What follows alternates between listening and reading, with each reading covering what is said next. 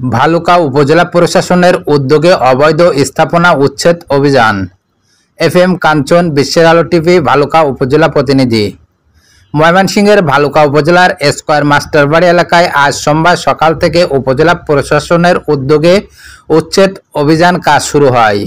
ফুটপাত দখল করে গড়ে তোলা সকল অবৈধ স্থাপনা ভেঙে দেওয়া হয় এবং জনসাধারণের চলাচলের সুবিধার্থে সাথে রাস্তা নির্মাণ কাজ শুরু হয়।